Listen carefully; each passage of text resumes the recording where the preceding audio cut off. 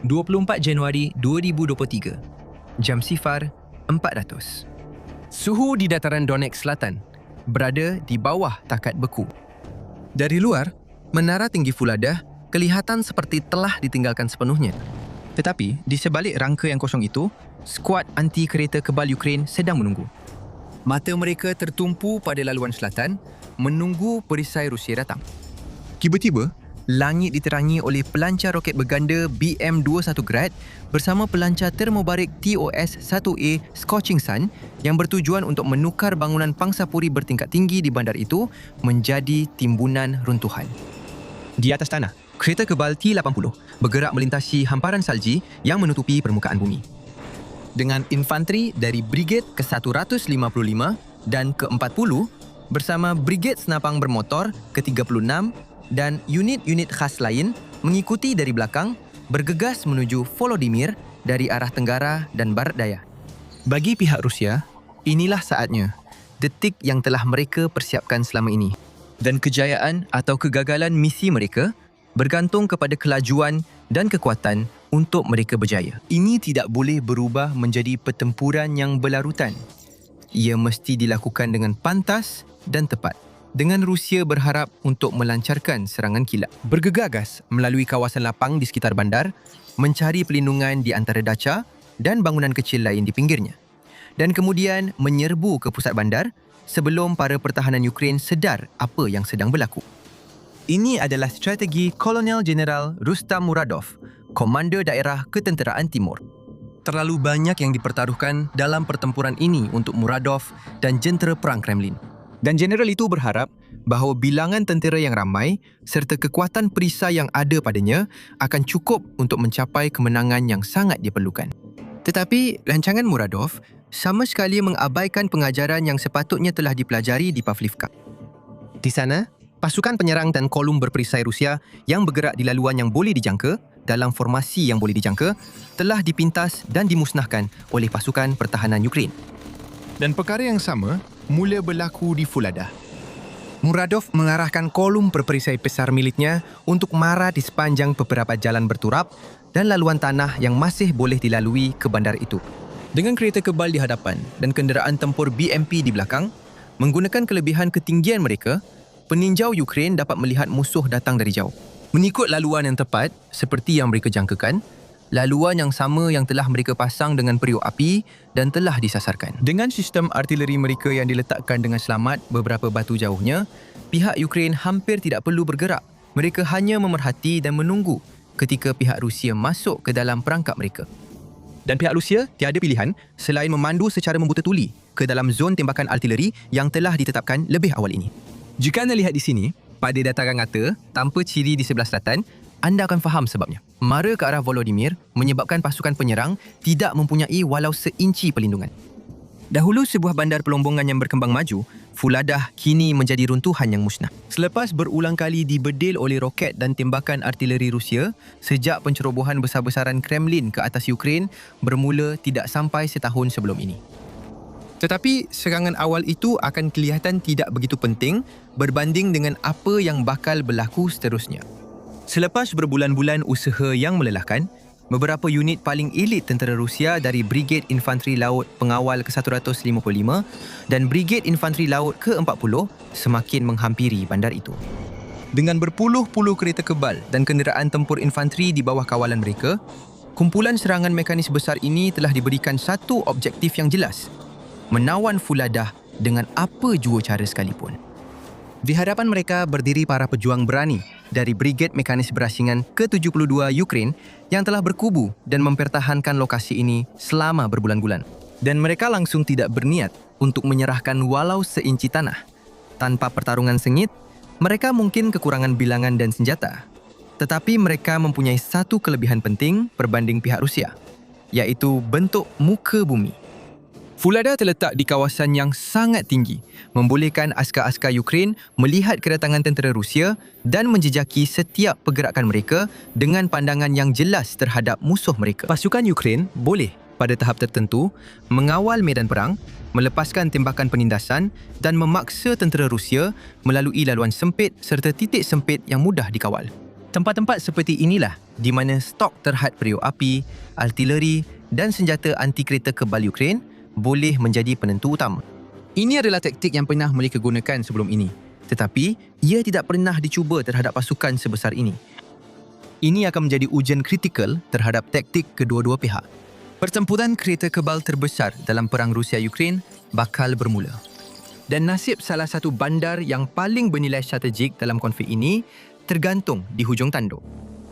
Terletak di bahagian selatan wilayah Donetsk, kira-kira 35 batu dari bandar Donetsk, Fulada, yang bermaksud hadiah arang batu dalam bahasa Inggeris, adalah rumah kepada lebih 14,000 orang sebelum perang bermula. Walaupun populasinya merosot kepada hanya beberapa ratus orang sahaja apabila tentera Rusia tiba di pintu masuk bandar itu.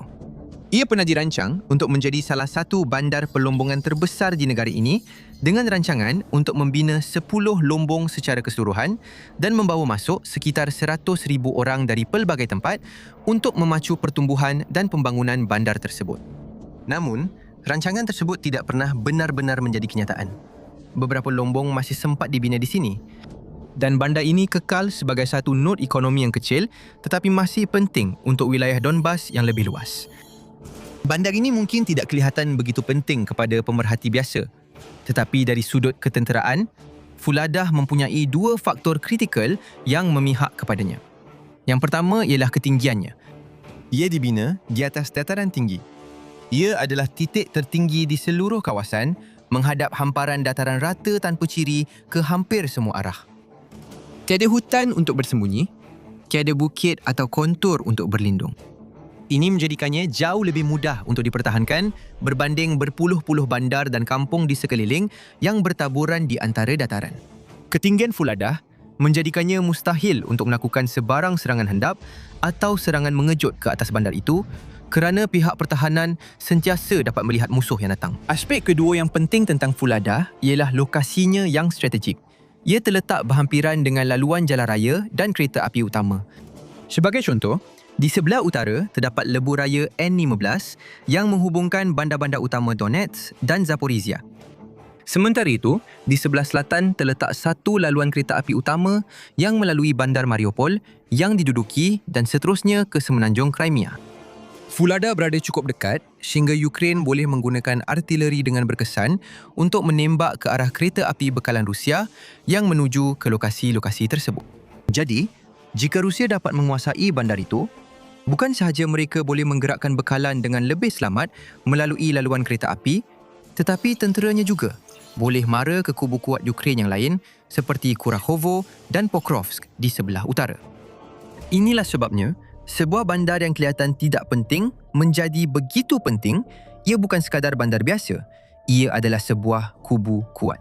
Hub bekalan dan pos pemerhati semuanya dalam satu, dengan pengaruh sebenar ke seluruh kawasan sekitar selatan dan tengah Donetsk. Pihak komando Rusia tahu bahawa serangan frontal merentasi dataran ini adalah seperti hukuman mati. Mereka tahu ini kerana 3 bulan sebelum itu, Mereka sudah mencubanya. Oktober 2022. Matlamat utama komander Rusia adalah untuk menawan Fulada dan mara ke sasaran besar mereka yang seterusnya. Tetapi mereka tahu bahawa serangan secara langsung ke atas bandar itu akan berubah menjadi pertumpahan darah. Jadi mereka merancang satu strategi. Daripada menyerbu terus ke kubu di atas bukit itu, mereka memutuskan untuk mengepung bandar itu secara perlahan-lahan dengan terlebih dahulu menawan kampung-kampung kecil di sekelilingnya. Sebelum mengepung Fulada itu sendiri, mereka menggunakan gerakan mengapit untuk menekan para pembela bandar sehingga mereka tumbang. Untuk melakukan itu, mereka perlu menguasai Pavlivka terlebih dahulu, sebuah kampung kecil yang terletak di kawasan rendah di selatan Fulada. Jadi, pada akhir Oktober, unit-unit dari pasukan ke-155 telah diarahkan untuk mara ke Pavlivka. Mereka bergantung terutamanya pada taktik yang banyak bergantung pada infanteri disokong oleh kenderaan berperisai untuk memecahkan talian bekalan Ukraine dan menembusi pertahanan mereka. Mereka sangka ia akan menjadi mudah. Mereka telah tersilap kira. Dalam beberapa jam pertama serangan awal itu, kelemahan dalam rancangan Rusia mula kelihatan. Pavlivka jelas kelihatan dari bangunan tinggi di Fulada, di mana peninjau Ukraine duduk dan memerhati. Kereta kebal Kenderaan dan kumpulan serangan Rusia bergegas menuju ke kampung itu memberikan maklumat risikan masa nyata kepada rakan-rakan mereka di selatan. Unit-unit Ukraine yang kukuh pertahan di lokasi perkubu menggunakan howitzer M777 dan senjata anti kereta kepal untuk menangkis kemarahan musuh. Menggunakan kawasan terbuka yang mengelilingi kampung itu untuk memusnahkan kenderaan Rusia yang terdedah. Dalam beberapa hari saja, pasukan ke-155 telah kehilangan ratusan anggota. Dan dalam satu tindakan berani yang jarang berlaku, beberapa orang yang terselamat memutuskan untuk menulis surat aduan kepada Kabinet Tempatan, mengkritik komander mereka dan melaporkan bahawa mereka telah kalah. Kira-kira 300 orang terbunuh, cedera dan hilang, serta separuh daripada peralatan dalam masa 4 hari. Petikan syurat itu muncul dalam talian, malah nasionalis Rusia yang tegar turut mengkritik taktik tidak cekap Kremlin dan memaksa Kementerian Pertahanan negara itu mengeluarkan kenyataan cuba meremehkan keseriusan situasi tersebut. Ini bukan kali pertama ketidakcekapan taktikal Rusia didedahkan kepada umum dalam perang ini, tetapi ia adalah salah satu contoh paling menonjol melibatkan komander negara itu. Menghantar lelaki ke dalam penisar daging mengalami kerugian besar akibat kurangnya persediaan dan keprihatinan. Namun begitu, walaupun mengalami kerugian, pihak Rusia tetap enggan berputus asa. Sebaliknya, mereka menggandakan usaha. Komander-komander terus menghantar lebih ramai askar dan peralatan perisai ke arah kampung itu dengan harapan kekuatan besar mereka akhirnya menjadi terlalu sukar untuk dipertahankan oleh pasukan Ukraine. Pada 11 November, selepas perlahan-lahan melemahkan pertahanan Ukraine, sumber-sumber Rusia mengumumkan bahawa mereka telah menguasai kampung itu yang kemudian disahkan oleh Kementerian Pertahanan negara tersebut beberapa hari selepas itu. Ia mengambil masa kira-kira 2 minggu dan mengorbankan ratusan nyawa askar dari Brigade ke-155. Tetapi, Rusia telah mencapai bahagian pertama rancangan itu. Bahagian kedua, penaklukan sebenar Fuladah, ternyata menjadi cabaran yang jauh lebih besar. Pada pagi yang sangat sejuk, 24 Januari 2023 itu, Jeneral Rustam Muradov mengabaikan darah yang meresap ke tanah Pavlivka dan mengarahkan tenteranya terus naik ke laluan tanah yang sama.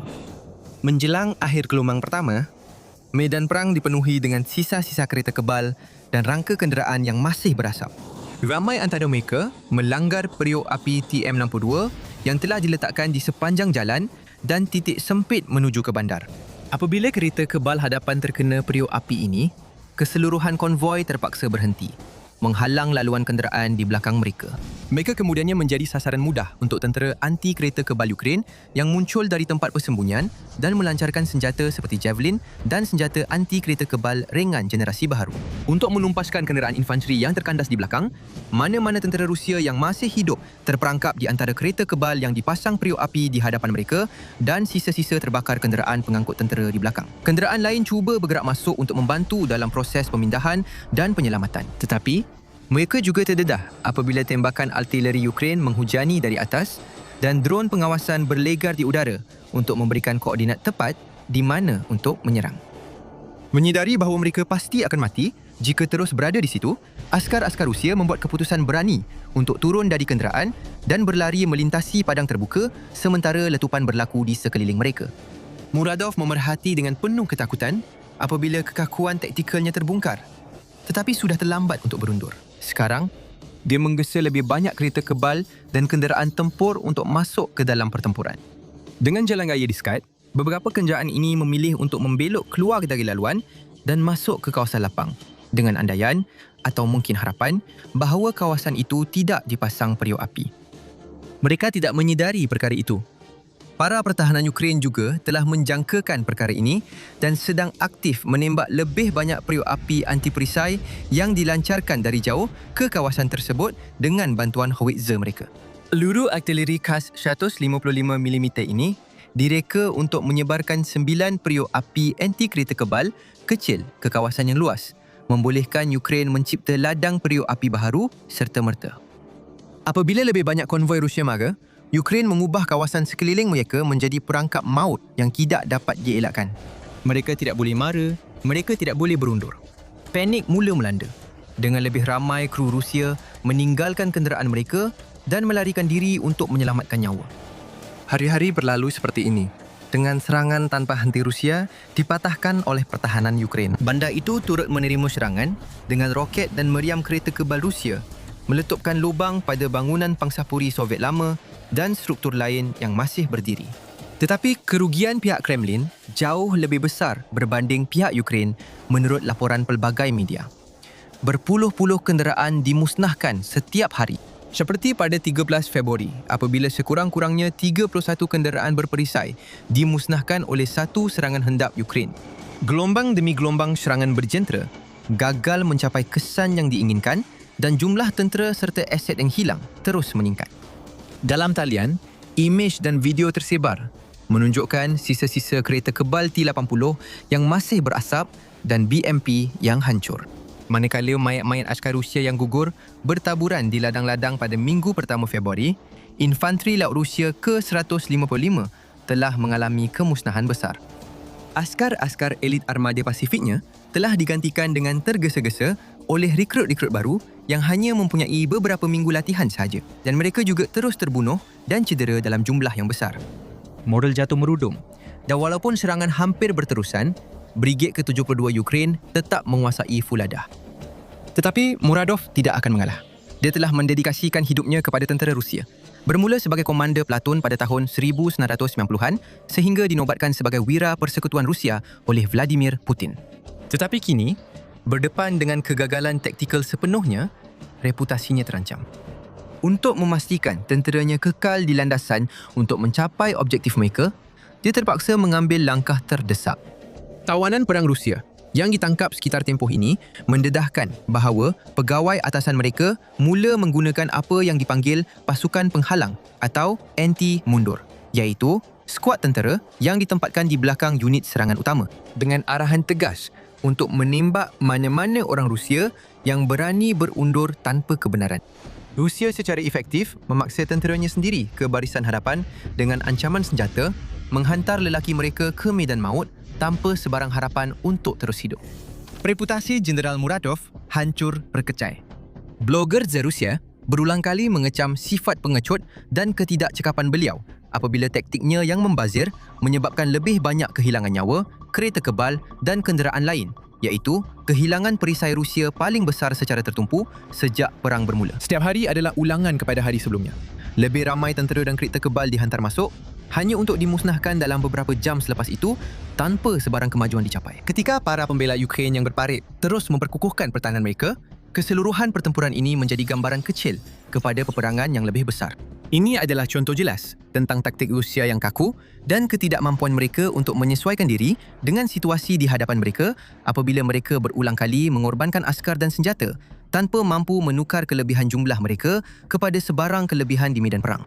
Ini tidak boleh berterusan selama-lamanya, tetapi kepungan ini baru sahaja bermula. Selepas berpuluh-puluh serangan yang gagal, pihak komando Rusia akhirnya memutuskan untuk meninggalkan strategi mereka.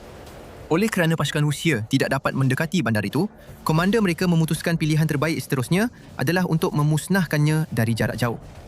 Sepanjang musim panas dan musim luruh tahun 2023, Fulada mengalami jenis peperangan yang sangat berbeza, dengan para pembela Ukraine terpaksa berdepan dengan serangan infanteri berskala kecil dan serangan percubaan rawak dari pelbagai arah. Rusia juga menggunakan artileri jarak jauh, tembakan dan bom luncur UMPK, iaitu bom tanpa panduan era Soviet yang telah dipasang dengan kit panduan GPS. Ia adalah peperangan yang perlahan, memenatkan dan melelahkan, dan ia memberi kesan yang besar. Walaupun Ukraine masih mampu memanfaatkan kelebihannya seperti ladang periuk api, drone FPV dan kedudukan berkubu untuk menangani sebahagian besar serangan Rusia dan menghalang sebarang keuntungan wilayah yang pantas atau besar. Kesan daripada serangan artileri dan pengeboman jelas kelihatan. Bangunan pangsapuri bertingkat yang pernah digunakan oleh Ukraine sebagai menara pemerhati untuk memantau pergerakan musuh mereka kini diratakan satu demi satu. Sementara itu, kumpulan serangan tambahan Rusia beralih dari pasukan utama di sepanjang lebuh raya ke selatan dan menghala ke kampung-kampung berdekatan yang lain seperti Pretizivka, berharap untuk memutuskan talian bekalan yang membekalkan pertahanan bandar dan membuka paksi serangan yang baru. Jika mereka berjaya melakukannya, kubu itu mungkin akhirnya akan bertukar menjadi makam. Menjelang September 2024, realiti kepungan mula dirasai oleh para pertahanan. Lelaki-lelaki dari Brigade Pengiktirafan Berasingan ke-72 telah mempertahankan bandar ini selama lebih 2 tahun. Mereka telah mengekalkan kedudukan mereka, menggali di lokasi yang kukuh dan menangkis serangan Rusia yang tidak terkira banyaknya. Menggunakan tempat tinggi di bangunan-bangunan bandar untuk mengumpul maklumat risikan dan membantu mereka bersedia menghadapi gelombang seterusnya, kereta kebal dan tentera. Mereka membina sistem pertahanan yang kompleks dan berlapis, termasuk garisan parit, parit anti kereta kebal, gigi naga, halangan dan ladang periuk api yang padat. Mereka mengarahkan tentera Rusia ke dalam koridor zon maut menggunakan rangkaian bangker bawah tanah dan terowong komunikasi mereka sendiri untuk terus beroperasi walaupun ketika menerima tembakan hebat daripada bom dan artileri.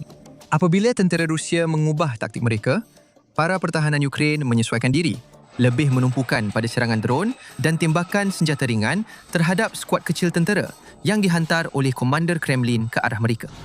Tetapi kini, simpanan tenaga, kekuatan dan bekalan mereka telah berkurangan. Peluru semakin berkurangan, semangat semakin merosot. Dan pertahanan yang membantu askar-askar ini bertahan sedang dihakis satu demi satu. Mereka yang masih tinggal mengalami kekurangan zat makanan dan kurang tidur, bertahan hidup di ruang bawah tanah yang banjir dan bangunan yang hangus terbakar. Hidup dengan sedikit bekalan makanan yang mereka dapat kumpulkan, mereka tidak lagi mampu mempertahankan perimeter. Pasukan Rusia berjaya menembusi ke timur, menawan salah satu lombong arang batu di bandar itu. Dalam proses itu, mereka memperoleh kawasan tanah tinggi sendiri yang membolehkan mereka memandang ke seluruh bandar. Pada 25 September, lebih ramai tentera Rusia sampai ke pinggir barat Fuladah.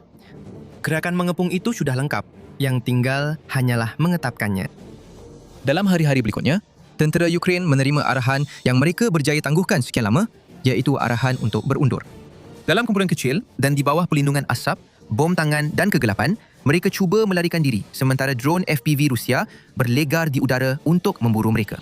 Pada 1 Oktober 2024, Brigade Infanteri Laut ke-40 yang sama pernah berjaya dihentikan oleh Ukraine berkali-kali sebelum ini memasuki bandar itu dan menaikkan bendera Rusia. Di atas apa yang tinggal dari Fuladah, dahulunya sebuah bandar pelombongan yang aman, kini hanya tinggal runtuhan yang masih berasap.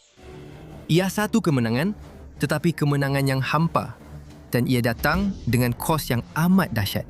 Walaupun tentera Rusia yang terselamat daripada serangan itu dapat menaikkan, ribuan rakan senegala mereka telah terkorban dalam proses tersebut. Unit ke-155 telah musnah beberapa kali dengan Jeneral Muradov akhirnya dipecat daripada jawatannya. Ditakdirkan, namanya akan sentiasa dikaitkan dengan tanah perkuburan kereta kebal yang tercipta akibat taktik tidak cekapnya. Secara keseluruhan, anggaran menunjukkan bahawa Rusia kehilangan lebih daripada 100 kenderaan berperisai serta beberapa ribu askar paling berpengalaman mereka untuk sebuah bandar di mana hampir tiada bangunan yang masih kekal. Kerugian negara itu begitu teruk sehingga satu pertempuran ini memberi kesan kepada keseluruhan strategi perang Rusia selepas itu.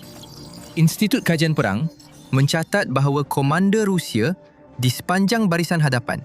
Selepas itu, mereka mula menggunakan semakin kurang serangan bermekanikal, kurang bergantung pada kereta kebal dan kenderaan infanteri dan lebih banyak menggunakan drone serta bom. Kerana mereka sangat takut mengalami kegagalan yang sama sekali lagi.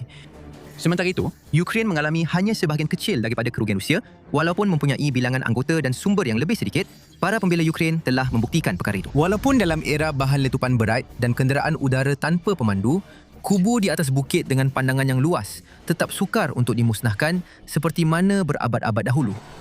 Pertempuran Fuladah menyebabkan Rusia kehilangan lebih 100 perisai untuk menawan sebuah tanah perkuburan kosong. Mempercepatkan peralihan kekal ke arah peperangan drone asimetri yang kini secara aktif menyuculkan rantaian bekalan mereka yang bernilai berbilion dolar. Untuk melihat bagaimana sebuah pesawat hobi bernilai 90,000 terbang sejauh 1,100 batu ke dalam kawasan buta radar untuk melumpuhkan sebuah pengebom nuklear bernilai 40 juta dolar, klik video ini di sini. Dan kita akan jumpa anda di medan perang seterusnya.